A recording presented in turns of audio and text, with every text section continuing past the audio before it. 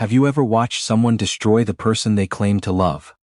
Slowly, deliberately, like it was a project they'd been planning for years? Have you ever wondered how a man who shakes hands at charity galas and laughs at city council meetings could go home and become something else entirely? Have you ever asked yourself why the people around him said nothing for years?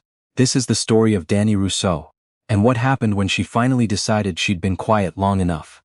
Dani was 26 when she married Brendan Cole. She'd grown up in Gatineau, Quebec, the kind of girl who finished other people's sentences and brought homemade butter tarts to office potlucks. Her mother taught elementary school. Her father drove for the city transit. They were quiet people, steady people, and they raised a daughter who believed in working hard and trusting the person standing next to you. Brendan was 32. He wore his confidence like a tailored jacket. Nothing loud about it, just a quiet certainty that every room he walked into had been waiting for him. He was in commercial real estate. He had a condo in Westboro and a cabin near Tremblant and a laugh that made you feel like you'd said something genuinely funny. He pursued Dani the way some men pursue a deal. Patient, methodical, always watching for the right angle. He brought her coffee before she asked. He remembered the name of her childhood dog. He told her she was the most interesting woman he'd ever met, and he said it like a man reading from a document he'd already decided was true. They dated for 18 months. He never raised his voice once. The wedding was in September. 120 guests. Flowers from a farm in the eastern townships. Dani wore her grandmother's pearl earrings. In the photos, she is smiling like a woman who believes she has made the best decision of her life. She was right to smile. She just didn't know yet what the decision was going to cost her. The first time Brendan grabbed her arm? It was a Tuesday in November, 3 months after the wedding. They'd been arguing about something small. She couldn't even remember what. Later. Whether she'd confirmed dinner with his colleagues or not. Whether she'd written it down. He caught her wrist when she turned to walk away, and he squeezed and he said very calmly, "We're not finished." It lasted maybe 4 seconds. He let go. He went back to his phone. Dani stood in their kitchen on Tweedsmuir Avenue and felt a cold she couldn't explain. She told herself it wasn't what it felt like. She told herself he'd been stressed. The deal he was working on was complicated. She'd probably been dismissive. She rubbed her wrist and went to bed and didn't say anything. That's the thing no one warns you about, and it's the thing Dani would later spend years trying to articulate to people who hadn't lived it. It doesn't start with a scene. It starts with a moment so small you can almost convince yourself you imagined it. And then it starts again, and each time it's still small enough to explain away. By spring, Dani had a very long list of explanations. Brendan worked in a high-pressure industry. He had a difficult childhood. He'd told her so himself, and she'd believed him, because he said it with the right amount of pain in his eyes. He was under strain. He had high standards. He loved her. She knew he loved her, because in between the moments that frightened her, he was warm in the way he'd always been. He'd make her coffee. He'd remember her grandmother's birthday. He'd pull her close in the middle of the night and say quietly, "I don't know what I'd do without you." And Dani, who had been raised to believe in the steadiness of people, held on to the man she thought she'd married, and tried to outlast the man who kept showing up in his place. It wasn't until the second year that her sister noticed something. Sandrine was 3 years older. She worked in family law in Ottawa.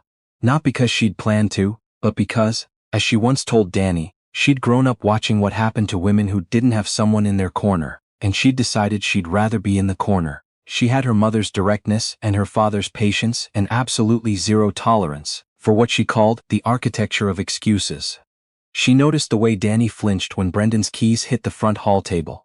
She noticed the way Dani laughed a half-second too late at his jokes, like someone who'd learned to track his mood before he'd even finished speaking. She noticed the long sleeves in July. She said something. Dani denied it. They didn't speak for 6 weeks after that. Brendan found that very satisfying. He didn't say so directly, but Dani could tell. The way his shoulders settled, the way he stopped mentioning Sandrine's name with that particular edge in his voice. Dani filed that away and said nothing. She was getting good at filing things away. Year 3 was when Dani started keeping records. She didn't make a decision about it. It happened the way a lot of important things happen. Gradually, then all at once. She'd been sitting at the kitchen table after Brendan left for a site visit, holding a bag of frozen peas against the side of her face, and she thought, someone should know this happened. She took a photo with her phone. She uploaded it to a cloud account Brendan didn't know existed. She wrote 3 sentences, the date, what he'd said, what he'd done, and she saved it. Then she went and washed her face and went to work. She was a graphic designer. She worked for an agency in the Byward Market area, mostly municipal clients, occasionally non-profits. She was good at her job. Her colleagues thought of her as someone who was a little private, always pleasant, occasionally distracted. They didn't know that some mornings she applied concealer for 20 minutes before she left the house. They didn't know she kept a portable charger in her bag specifically, so she could back up her phone in the car before she got home. She called Sandrine again in March of that year. She didn't say much. She just said, "I think you were right. I'm not ready to talk about it yet, but I think you were right." Sandrine said, "Okay, I'm here however long it takes." That was all. That was enough. By the 4th year, Brendan had built a very careful public life. He sat on the board of a housing advocacy organization. His photo appeared twice in the Ottawa Business Journal. He coached a youth basketball team on Sunday mornings. Not because he particularly liked children, Danny suspected, but because coaches who showed up on Sunday mornings were the kind of men no one questioned.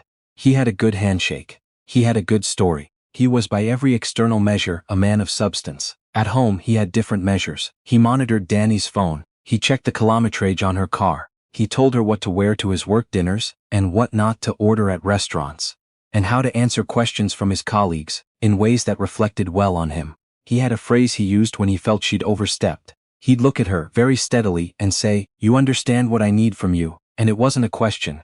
He had never, to Danny's knowledge, explained to a single person why he did any of it. Men like Brendan rarely did.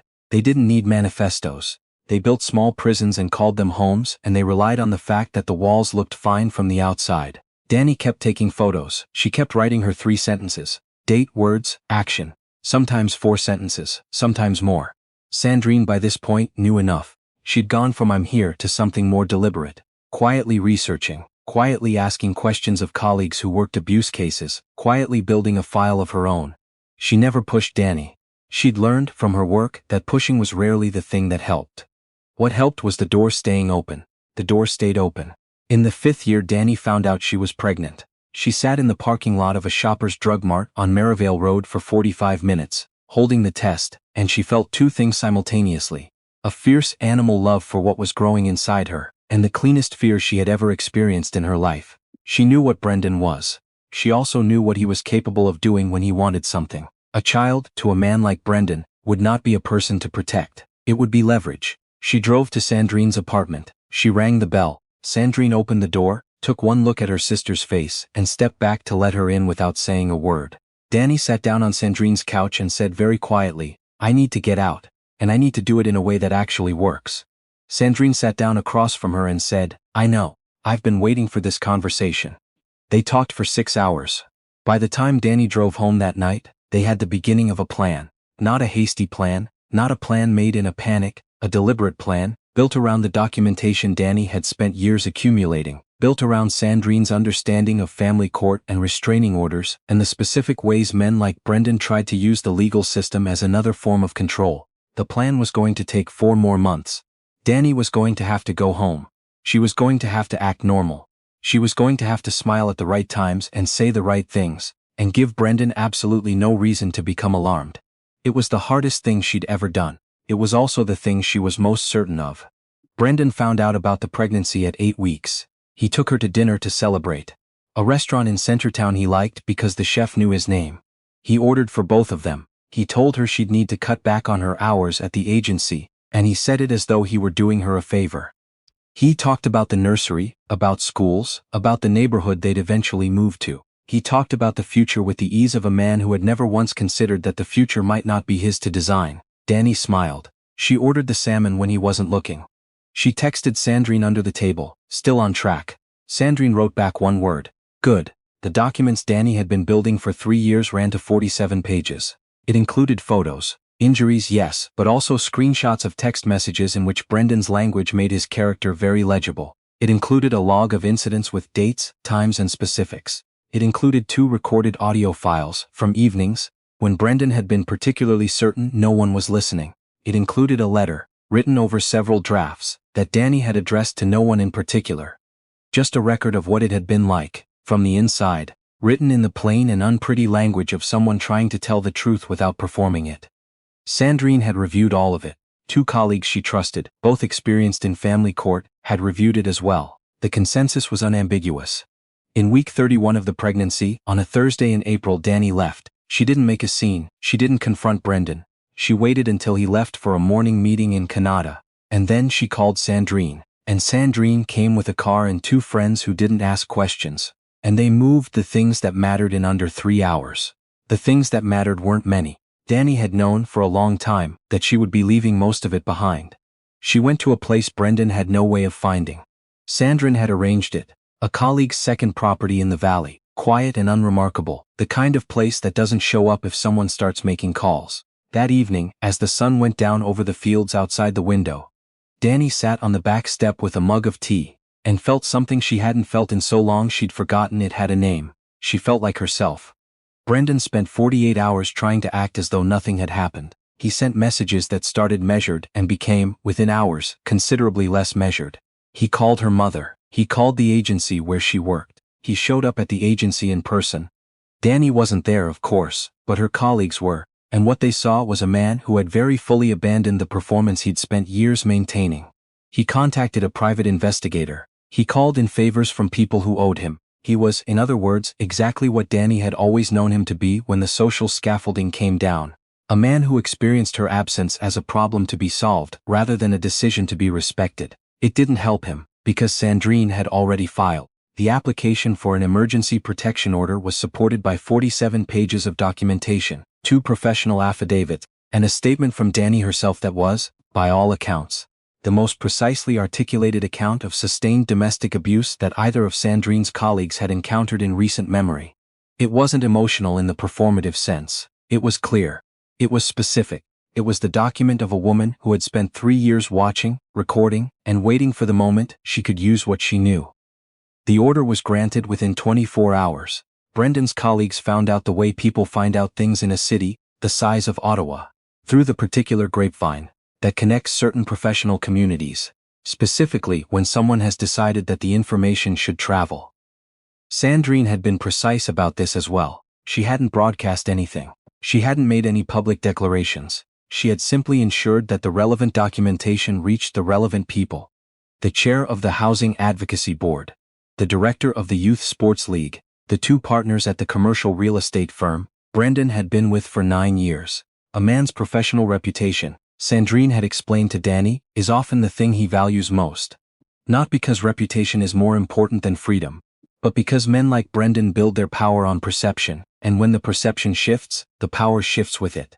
The Housing Advocacy Board accepted Brendan's resignation by Friday. The real estate firm put him on administrative leave, pending internal review on the following Monday.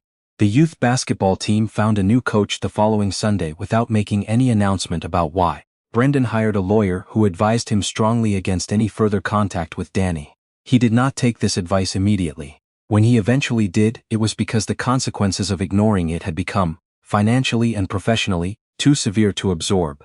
In the fall, he accepted a plea arrangement. The charges included criminal harassment and assault. He received a conditional sentence, a lengthy probation, and a restraining order that remained in effect for several years. Danny wasn't in the courtroom when the sentence was read. She was in Gatineau, at her mother's house, sitting at the kitchen table where she'd grown up, feeding her daughter, who had arrived 6 weeks earlier in a birthing suite at the Montfort, healthy and loud and entirely unconcerned with anything that had been happening in the adult world. Her mother made tea. Her father sat across the table and didn't say much, but at one point reached over and put his hand on top of Danny's and left it there. There's something people don't usually say about surviving, and Danny has thought about it a great deal in the years since. People want the story to end at the moment of escape, or at the moment of the sentence, or at the moment the man loses everything he'd built on the assumption that he'd never have to answer for any of it. And those moments do matter. Danny won't pretend they don't. But the real work, the quiet and unglamorous work, happens afterward. It happens in the weeks when she's startled at the sound of a car door. In the months when she second-guessed herself so thoroughly that she sometimes had to call Sandrine just to hear someone say, plainly, "You're not wrong. You didn't imagine it. It was real." It happened in the therapy appointments she kept every other Thursday. In the small and deliberate way she rebuilt her sense of what she was allowed to want. It happened the first time she laughed. Really laughed, without looking over her shoulder to check whether it was the right response. Her daughter is 3 now. She has her grandfather's eyes and her Aunt Sandrine's complete intolerance for being told what to do, which Danny finds both exhausting and deeply reassuring. She doesn't know anything about what happened before she was born. One day, when she's old enough to understand, Danny will tell her, not as a horror story, not as a cautionary tale, as a true account of what it looks like when someone decides that their own survival is worth fighting for. Methodically, patiently, without drama, without waiting to be rescued. The documentation Sandrine keeps archived, just in case, runs to 63 pages now. It hasn't been needed. Danny doesn't think it will be, but she has never been a woman who leaves things to chance, and she doesn't intend to start. There is a foundation now. Small, not well-funded yet, but growing, that Danny helped start with 2 other women she met through Sandrine's network. It doesn't have a dramatic name. It provides what Danny wishes she'd had in those first years: a lawyer's number, a safe place to stay, and someone who would say, without judgment, "Okay, here's what we do." On the wall above her desk, there is a single framed print. Her daughter picked it out at a market on a Saturday morning, pointing at it with the complete authority of a toddler who knows what she likes. It says nothing profound. It's a painting of a red canoe on a green lake, and the colors are very bright, and it makes Danny happy every time she sees it. That's the part no one writes about either. That happiness comes back. Not all at once, and not without effort, and not in the form you might have expected it to take. But it comes back.